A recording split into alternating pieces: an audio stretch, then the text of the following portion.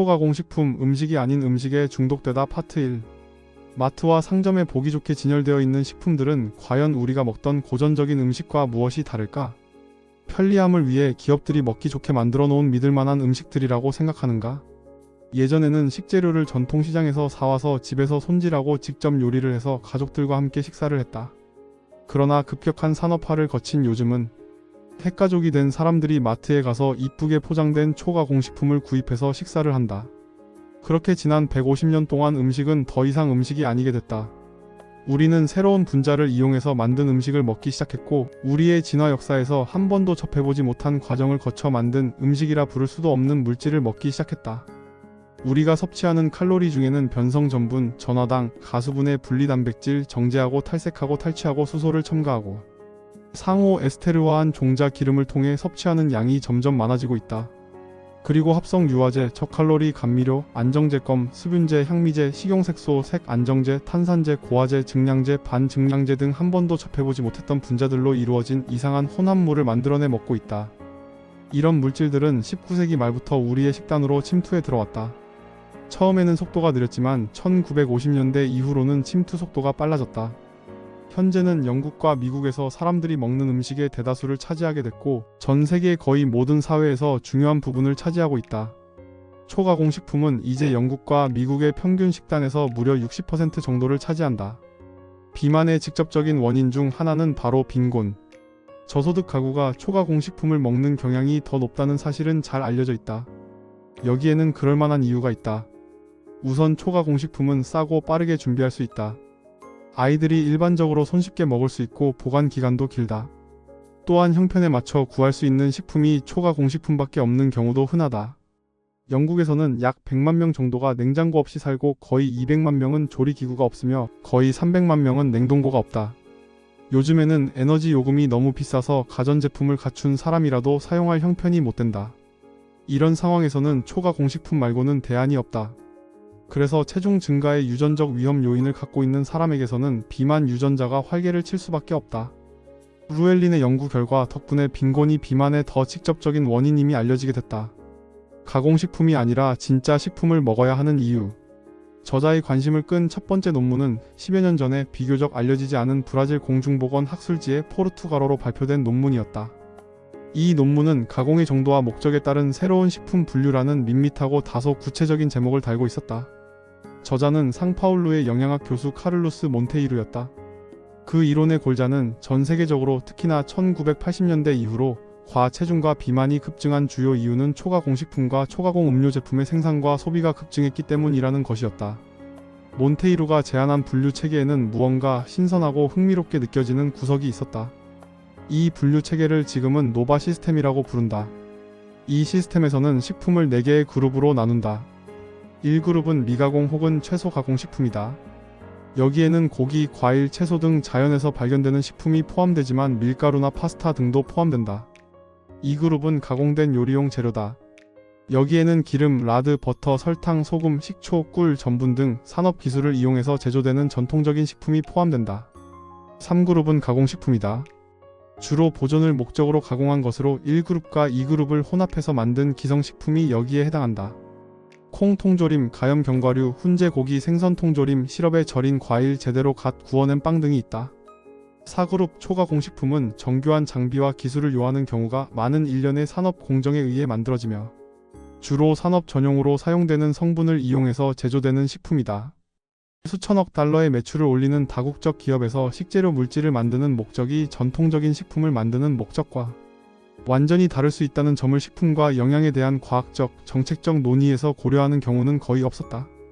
하지만 언제 식사를 멈추어야 하는지 신호를 보내도록 진화한 몸의 메커니즘을 교란하는 식품이 시장에서 살아남기에 유리하다는 것은 어렵지 않게 상상할 수 있었다. 저자는 몬테이루가 발표한 논문들을 훑어보기 시작했다.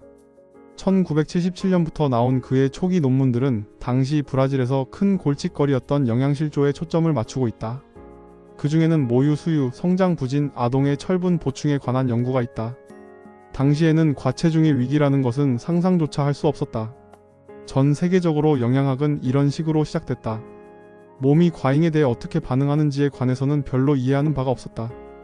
그러나 몬테이루는 1990년대 중반부터 이런 과잉을 관찰하기 시작했다. 한때는 불가능해 보였던 과체중의 위기가 현실로 나타났다. 그는 부유층 지역에서는 비만율이 떨어지기 시작하는데 극빈층에서는 오히려 비만이 증가하는 것을 보고 이를 영양 전환이라고 불렀다. 2003년 무렵부터 그는 사람들이 지방과 설탕을 얼마나 먹고 있는지에 대해 더 많은 논문을 펴내기 시작했다. 이 논문들은 데이터를 특이한 방식으로 바라보았다. 실제로 과체중, 비만, 설탕, 지방에 관한 그의 논문들은 이상한 역설을 드러내고 있었다. 몬테이루와 그 연구진은 오랫동안 끌어온 문제와 직면하게 됐다. 비만에 관련된 문제는 음식에 있다. 그러나 정확히 어느 음식이 문제냐는 것이었다. 피자를 예로 들어보자. 영양면에서 보면 피자는 밀가루, 토마토, 치즈로 만들어져서 다 거기서 거기이다. 피자 가게인 스위트 서즈데이에서 10파운드 정도면 살 수 있다. 이 피자는 6가지 재료로 만들어졌고 초과 공식품이 아니다. 그러나 영양 프로필로 따지면 이웃 슈퍼마켓에서 1파운드에 파는 방부제, 안정제, 항산화제가 들어있는 초과 공식품 피자와 다를 바가 없다. 두 피자 모두 칼로리, 소금, 지방, 설탕의 양이 거의 같다. 하지만 하나는 비만이나 식생활 관련 질병과 관련이 없는 전통식품이고 다른 하나는 그렇지 않다. 저자는 몬테이루의 가설을 검증했던 논문의 저자 케빈 홀에게 연락해서 초과 공식품이 실제로 체중 증가를 일으키는지 확인해 보았다. 홀은 미국 국립당뇨병 소화기 신장질환 연구소의 수석 연구원으로 일하고 있었고 생물학 모델링 연구소 통합생리학과 과장이라는 직함을 갖고 있었다. 그는 초과 공식품 가설이 틀렸음을 입증해 보일 실험을 진행하기로 마음먹었다. 그가 고안한 실험은 아주 간단했다. 두 가지 다른 식생활을 직접 비교해보는 방법이었다. 그는 한 집단은 80%의 노바 1그룹 식품에 약간의 노바 2그룹 식품과 노바 3그룹을 먹되 노바 4그룹에 해당하는 초과 공식품은 전혀 먹지 않게 했다. 그리고 다른 한 집단은 적어도 80%의 노바 4그룹 식품, 즉 80%의 초과 공식품으로 구성된 식단을 먹게 했다. 결정적으로 두 집단의 식단은 소금, 설탕, 지방, 식이 섬유 함량이라는 측면에서 서로 정확히 일치했고 참가자들은 원하는 만큼 음식을 마음껏 먹을 수 있었다. 그리고 모든 참가자에게 헐렁한 옷을 입게 하여 자기가 체중이 늘고 있는지 쉽게 알 수 없게 했다. 다양한 체형과 체구를 가지고 있고 체중이 비교적 안정적인 20명의 남녀가 실험에 참가했다. 참가자의 평균 나이는 30세 정도였다. 이 참가자들은 일주일에 7일, 하루 24시간 연속으로 4주 동안 국립보건원 임상센터에서 생활했다. 그중 절반은 초과 공식품 식단으로 시작했고 나머지 절반은 홀이 비가공 식단이라 부르는 식생활로 시작했다. 2주 후에는 두 집단이 식단을 바꾸었다. 그래서 모든 사람이 2주씩 각각의 식단을 경험했다. 초과 공식품은 전형적인 미국인들의 식단에 맞추어 가게에서 사왔다. 나머지 식단은 자연식품 재료만을 이용해서 연구센터에 재능 있는 영양사와 사내 주방장들이 직접 식단을 짜고 요리했다. 실험 결과가 나왔을 때 홀은 충격을 받았다. 자기가 틀렸고 몬테이루의 주장이 옳았음이 증명된 것이다. 통조림에서 나온 회색의 칙칙한 초가공 식단을 먹은 사람은 비가공 식단을 먹은 사람보다 하루에 평균 500칼로리를 더 먹었다. 그리고 그에 따라 체중도 불었다. 더 놀라운 점은 비가공 식단을 먹은 참가자들은 원하는 만큼 양껏 먹었는데도 불구하고 오히려 체중이 줄었다는 점이다. 앞에서도 이미 언급했지만 초가공식품이 더 맛있었던 것도 아니다. 맛을 넘어서 초가공식품을 과식하게 만드는 무언가 다른 속성이 존재하고 있었다. 이 연구는 규모는 작았지만 워낙에 잘 진행되었기 때문에 감질나게나마 몬테이루의 이론이 실제로 전체 인구 집단에서 관찰되는 비만 증가를 설명할 수 있을지도 모른다는 증거를 제공해 주었다. 그의 연구는 노바 분류 체계에 과학적 중요성을 부여해 주었고 많은 과학자가 그것을 비만과 관련된 식품의 범주를 정의하는 합리적인 방법이라 여기기 시작했다. 2010년 이후로 초과 공식품이 비만뿐만 아니라 다른 온갖 잠재적 건강 문제가 전 세계적으로 급증하게 된 1차적 원인일 가능성을 보여주는 증거가 점점 더 늘어났다. 그리고 그 증거가 2019년에 홀의 연구가 발표된 이후로는 홍수처럼 쏟아져 나왔다. 예를 들어 10만 명 이상의 사람을 대상으로 진행되어 영국 의학 저널에 발표된 한 대규모 연구는 초과 공식품과 암 사이의 상관관계를 암시했다. 프랑스와 브라질의 연구진들이 유방암, 전립선암, 대장암 그리고 전체적인 암에 대해 살펴보았는데 식단의 초과 공식품 비율이 10% 증가하면 전체적인 암의 발생 위험과 유방암의 발생 위험도 10% 정도 증가했다. 이런 용량 의존적 효과는 증거에 강력한 힘을 실어주는 요인이다. 2022년에 학술지 신경학에 발표된 한 연구에서는 7만 2천 명 이상을 통해 추출한 데이터를 살펴보았다. 그 결과 초과 공식품 섭취량이 10% 늘면 치매 위험이 25% 올라가고 알츠하이머병의 위험은 14% 올라갔다. 석탄이 버터가 되는 가공식품의 마법. 1912년 독일에서 아르투어 이마우제는 비누 공장을 인수해서 제1차 세계대전 동안에 폭발물을 비롯한 화학물질을 만들기 시작했다. 전쟁이 끝난 후에는 회사에서 바르타라는 이름으로 새로 출시한 비누가 독일에서 인기를 끌었다. 바르타가 날개 돋친 듯이 팔려나가는 것과 때를 같이 해서 카이저 비렐름 연구소의 두 과학자 프란츠 피셔와 한스 트로프슈는 탱크, 비행기, 자동차를 굴리는 데 필요한 기름을 외국산에 의존해야 하는 독일의 상황을 타개할 방법에 대해 연구하고 있었다. 독일은 기름은 나지 않았지만 탄소 함유량이 30% 정도밖에 안 되는 갈탄이라는 질 낮은 석탄이 풍부하게 매장되어 있었다. 피셔와 트로프슈의 아이디어는 아주 간단했다. 증기와 산소로 석탄을 깨뜨려서 일산화탄소와 수소로 바꾸는 것이다. 이것들이 유용한 분자들을 거의 무한할 정도로 다양하게 만들어낼 수 있는 기본 재료이기 때문이다. 그 다음에 그 가스를 촉매제에 통과시키면 촉매에 의해 탄소, 수소, 산소가 재결합해서 액체 연료가 나온다. 두 사람은 이 방법을 점차 완벽하게 다듬어 나갔다. 그래서 1940년대 초반에는 9곳의 생산지에서 석탄으로부터 연간 60만 톤의 연료를 생산했다. 이 생산 과정에서 남는 부산물이 조랍이라는 물질로 우리에게는 파라핀으로 알려져 있다.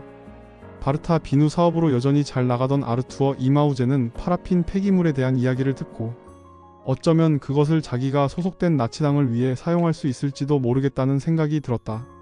그의 아이디어는 독일이 연료뿐만 아니라 식용지방도 부족하다는 사실에서 나온 것이었다. 1930년대에 독일은 연간 150만 톤의 지방을 소비했지만 국내에서 생산 가능한 양은 그 절반 정도에 불과했다. 그래서 이들은 남미 대륙에서 수입한 아마시와 동아시아에서 수입한 대두, 남극 지역에서 수입한 고래 기름에 의존하고 있었다.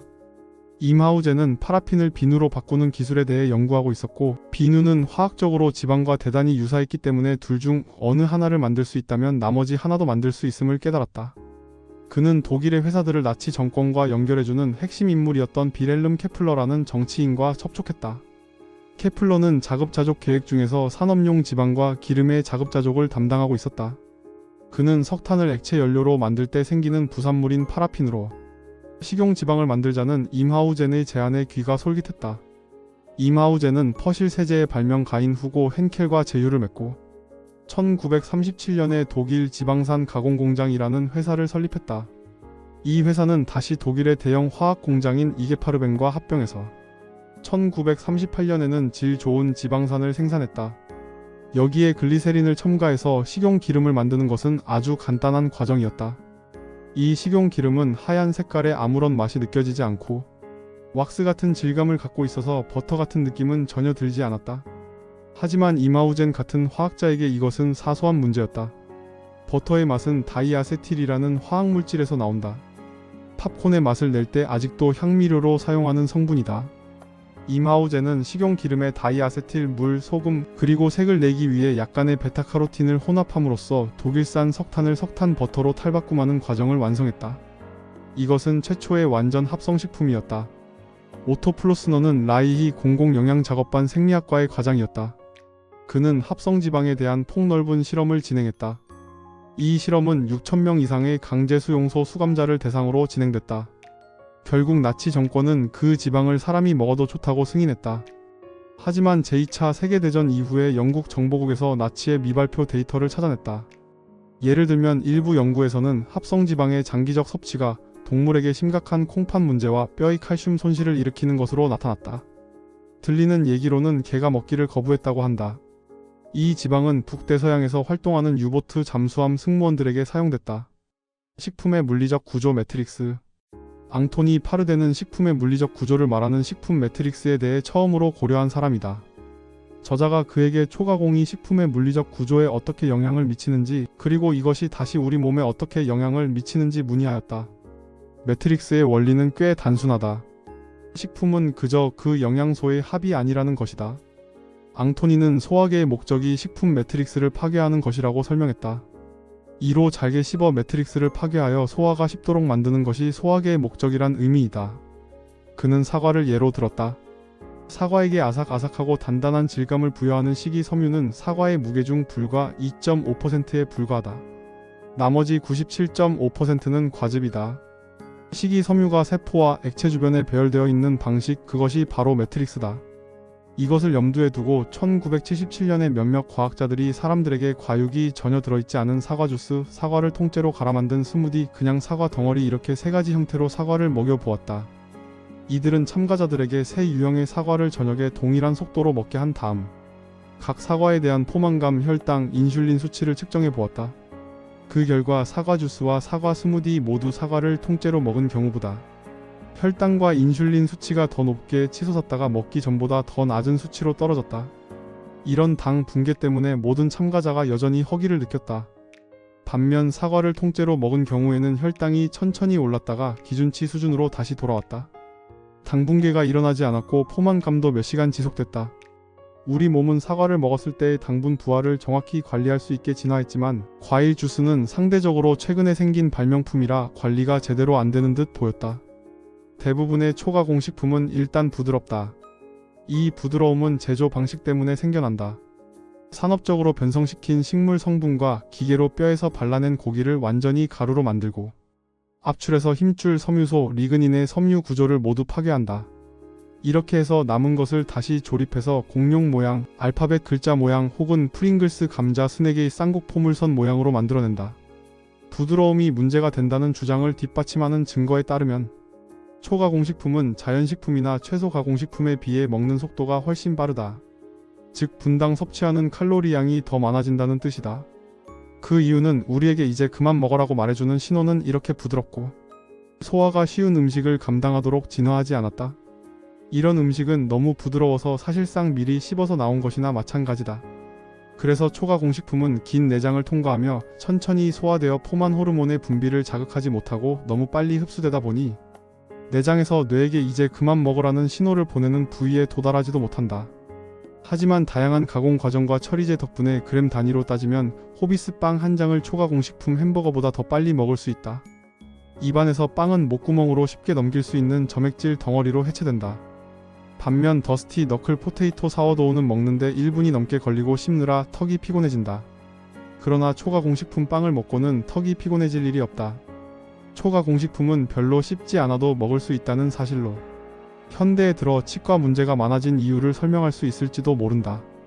영국과 미국에서는 12세 아동의 3분의 1 정도가 피계교합이다. 피계교합이란 얼굴에 비해 턱이 너무 작은 경우를 말한다. 그래서 요즘에는 교정치료가 필요한 아이들이 많아졌다.